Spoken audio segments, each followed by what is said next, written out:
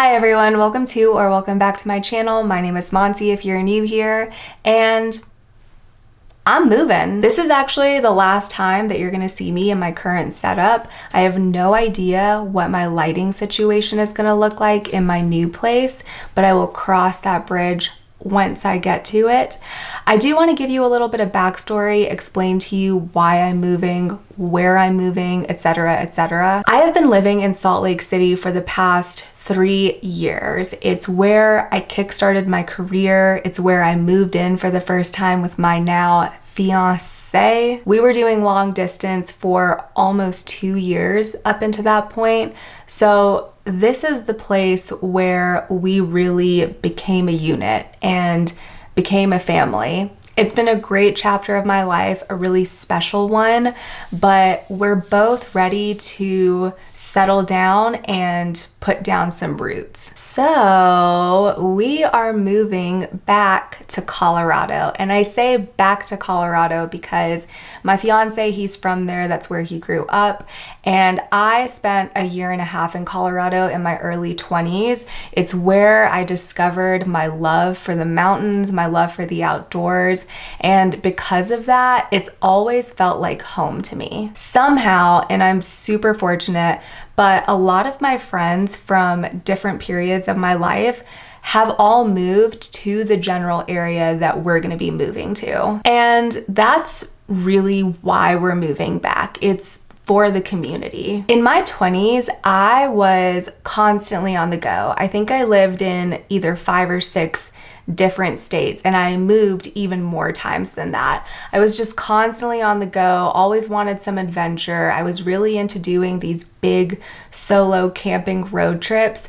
And now all I want to do is settle down and live somewhere long term and be surrounded by friends and family and people that I love. As fun as Salt Lake has been, it's always felt temporary to me. And so I've put almost zero effort towards building a community here. And that's something that has really been lacking for me. Where we're moving, we already have an established community and we have amazing access to the outdoors and to all the things that we love to do. So I couldn't be more excited to move, except for the actual moving part, which brings me back to the whole point of this video. I haven't even said what it's going to be, but you've seen the title. It's going to be a very book-centric moving vlog. I'm going to be unhauling books, I'm going to be donating books, I'm going to be packing books, and I'm going to be transporting books. Our first step is going to be sifting through all the books that we have and deciding what we're going to keep and what we're going to donate. So I have this bookshelf behind me. My fiance has his own similarly sized bookshelf in his office. We have this linen closet that is just filled to the brim with books. And then we have a few that are scattered around our living room. So I will return once I've sorted through all of those, and I'll show you which books we're going to be unhauling.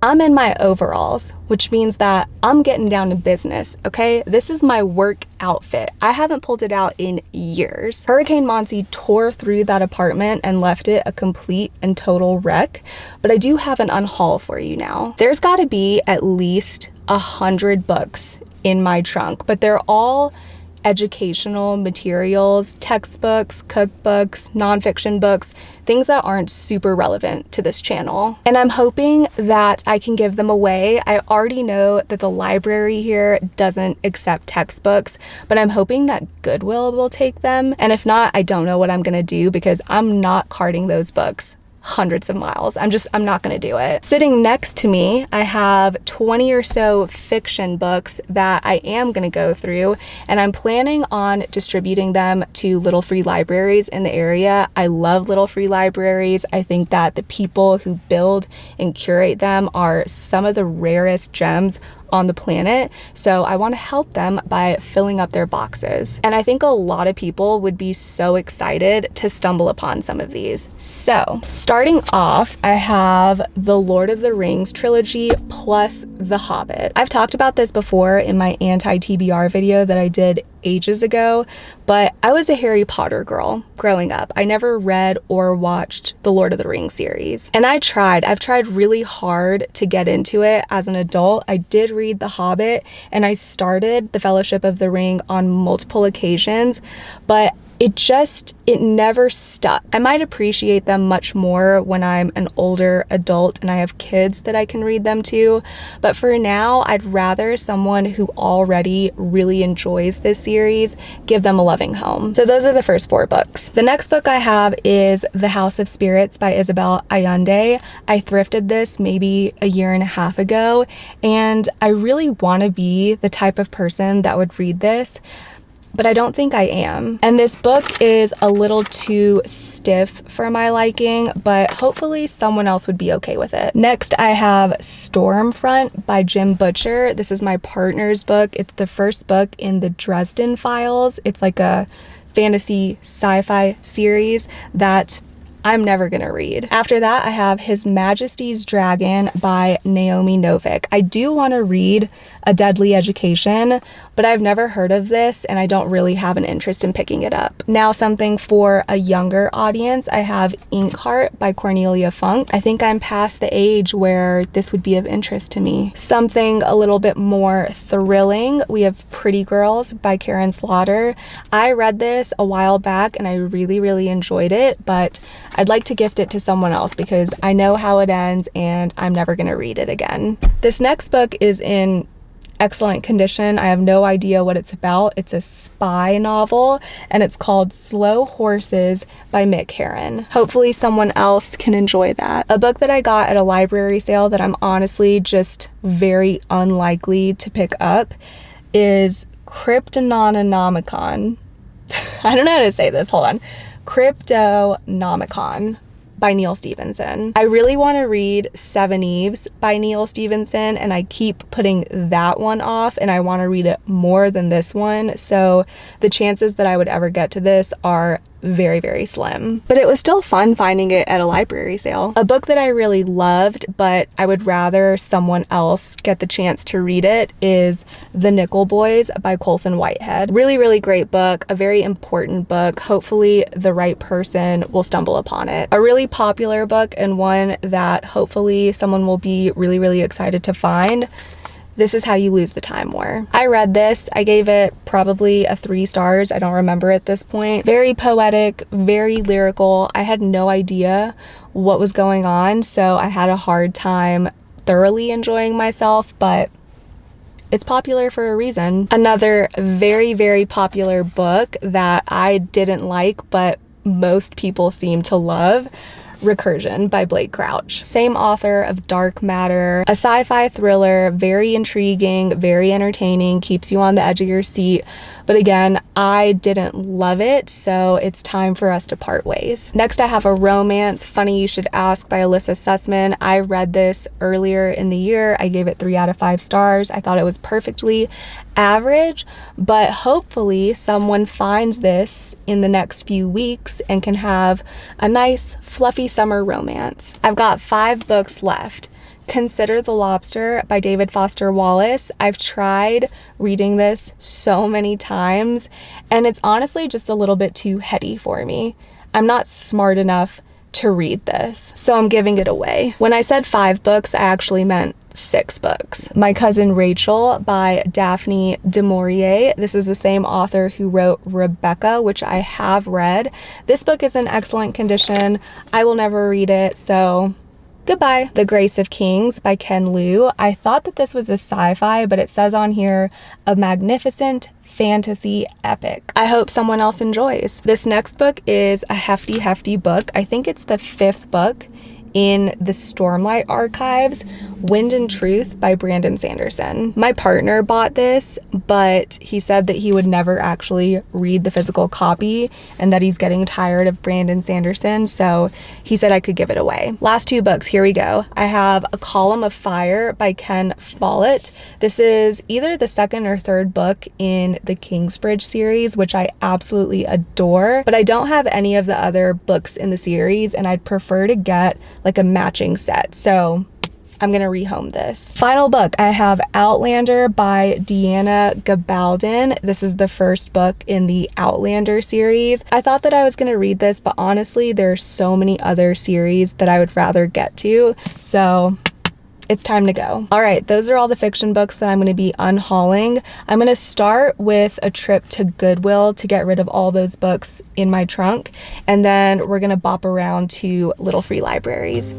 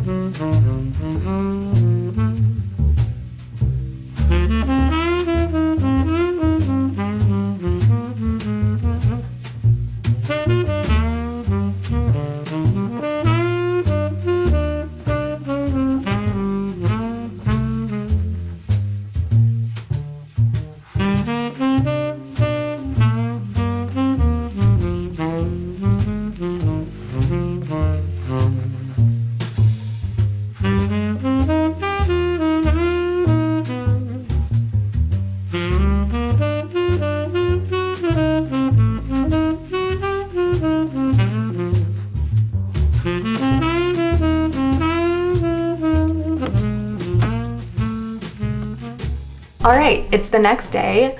I actually just got back from donating all those books to various Little Free Libraries. I meant to do it yesterday when I was filming, but after I gave away that big batch of books to Goodwill, I had some other errands to run, so I never got around to it. But we have officially gotten rid of all the books that need to be gotten rid of. As you can see behind me, my beloved $30 Home Depot bookcase is no longer with us. I sold her yesterday to someone off of Facebook Marketplace. In our new place, we actually have these built-in bookshelves in the living room that surround this wood-burning fireplace, which is really nice. So there was no need for either one of us to keep our personal bookshelves. So we got rid of those. I love selling stuff on Facebook Marketplace. It's so satisfying, and it's really nice when you're moving to make a little bit of extra cash, because moving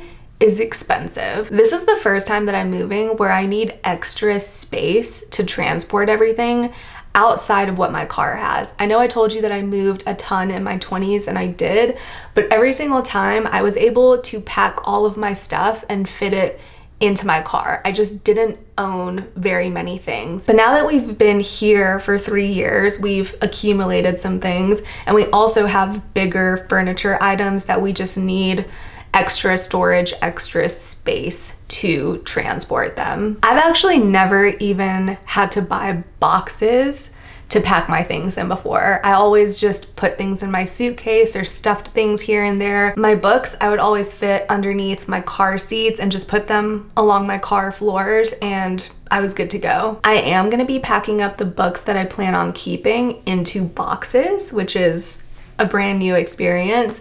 And that's gonna be the final step before we put those boxes into our pod, our container that is being transported for us to our final destination. So let's pack up these books.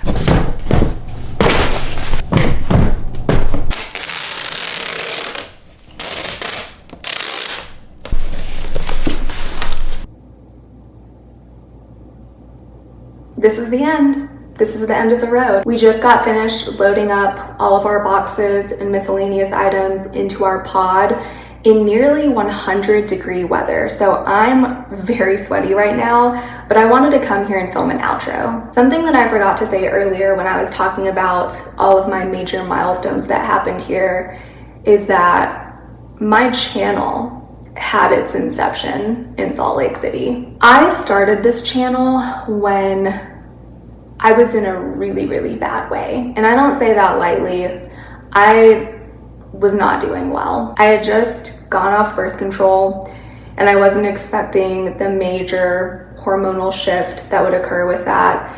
I'd also just gotten laid off from my job, and I was really struggling to find meaningful work. But because of that, I had all of this free time available to me to figure out how to make videos. I don't know if I've ever said this before, but I haven't told anyone in my personal life that I do this for fun, except for my partner, who's also my roommate, because it would be incredibly hard to hide something like this from him. But he hasn't even watched a single one of my videos per my request. This was always meant to be something for me. I have a fairly inactive Instagram account. I go on TikTok maybe one time a month, and I have like 5 friends on Goodreads. The point of this was never to make myself known. My initial intention was to learn a new skill and to talk about books and share my opinions and practice articulating my thoughts, something that I'm always working on. And I'm just so grateful. I'm so grateful that I took the plunge. I'm so proud of myself for taking the plunge. And I'm so grateful to anyone who has spent their time with me. It's unbelievable to me that people want to watch me talk about books. You have given me my spark back, and I mean that. And I wanted to say thank you. Anyway, enough of that. Let's go to Colorado.